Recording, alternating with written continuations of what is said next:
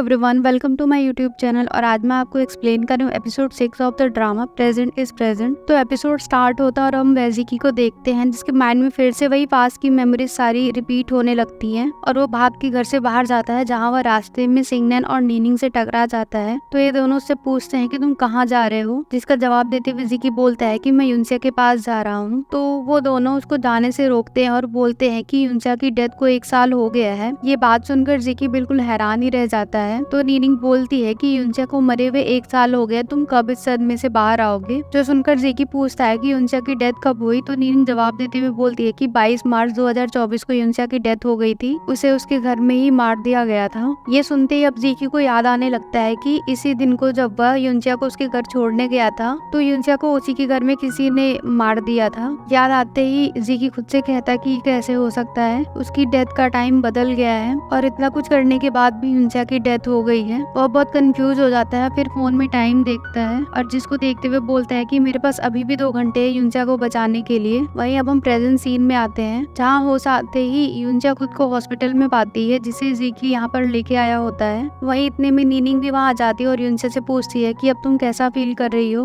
तो यूनसिया बोलती है कि मैं अब बेहतर फील कर रही हूँ और फिर यूनसिया से बोलती है कि मुझे तुम्हें कुछ दिखाना है और यूनसिया को वो वही वीडियो दिखाती है जिसमें जिकी उसे ढूंढता हुआ पूल साइड पहुंचता है और जैसे वो यूनसिया को पानी के अंदर देखता है वह बिना कुछ सोचे समझे पूल के अंदर कूद जाता है उसको बचाने के लिए। अब जैसे यूनसिया ये वीडियो देख लेती है तो नीनिंग उससे पूछती है कि क्या तुम्हें मेरी बात समझ आई। तो यूनसिया बोलती है कि बकवास है। तो नीनिंग उससे बोलती है कि बकवास है तो फिर तुम इतनी एम्बैरेस क्यों हो रही हो। तभी जिकी उसके पास आता है और बोलता है कि तुमने यूनसिया को ऐसा क्या दिखाया, और उससे पूछता है कि क्या तुम्हें पता चला कि यूनसिया को पूल में किसने धक्का दिया था। तो नीनिंग बोलती है कि किसी ने सीसीटीवी फुटेज को डिलीट कर दिया है, पर हम उसको रिकवर करने की कोशिश कर रहे हैं। तभी यूनसिया बोलती है कि इन्वेस्टिगेशन करने की जरूरत नहीं है, ये सब जरूर जोवई ने किया होगा। अब जोवई का नाम सुनकर वो थोड़ा हैरान रह जाते हैं। तो यूनसिया बताती है कि जब मैं होटल से बाहर जा रही थी तब मैंने जोवई को होटल के पीछे वाले दरवाजे पर देखा था, जहाँ वो होटल के अंदर घुसने की कोशिश कर रहा था। तो जिकी पूछता है कि फिर क्या हुआ। तो यूनसिया बोलती है कि मैंने तुम्हें कॉल किया पर तुमने मेरी कॉल नहीं उठाई और मुझे डर था कि कहीं वो तुम्हें नुकसान पहुंचाने के लिए ही तो नहीं आया है, और इसीलिए मैं तुम्हें ये बात बताने के लिए होटल में दोबारा आई थी। फिर यूनसिया पूछती है लेकिन तुमने मुझे कैसे ढूंढा। तो जिकी बोलता है कि तुम्हारा मैसेज पढ़ के मैं भी जाने वाला था, पर गार्ड ने मुझे बताया कि उसने तुम्हें पार्किंग एरिया में देखा है और उसने मुझे बताया कि वो जाने वाली थी लेकिन वो वापस होटल में आ गई थी। ये सुनकर जिकी यूनसिया को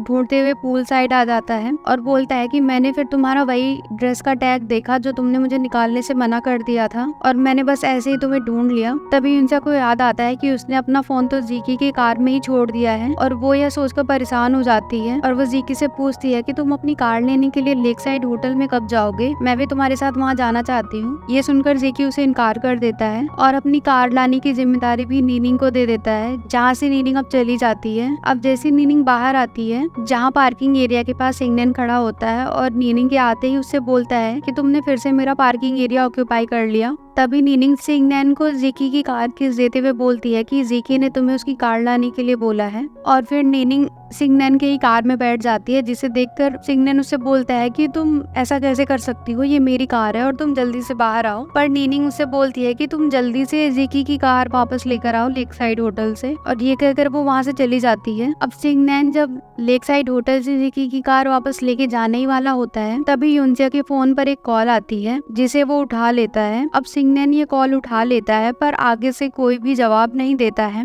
दूसरी तरफ हम जिकी और यूनसिया को देखते हैं, जहाँ यूनसिया जिकी को बाय करके घर के अंदर चली जाती है। तभी फिर से अचानक से यूनसिया अपने घर का दरवाजा खोलती है और जिकी भी पीछे मुड़ के उससे बोलता है, क्या तुम जब होटल में वापस आई थी तो तुम्हें डर नहीं लगा था। तो यूनसिया बोलती है कि हाँ, मुझे बहुत डर लगा था। तो जिकी बोलता है फिर तुम क्यों वापस आई। तो जिकी बोलती है लेकिन मुझे तुम्हारी चिंता हो रही थी और मुझे इस बात का डर था कि तुम किसी खतरे में ना पड़ जाओ।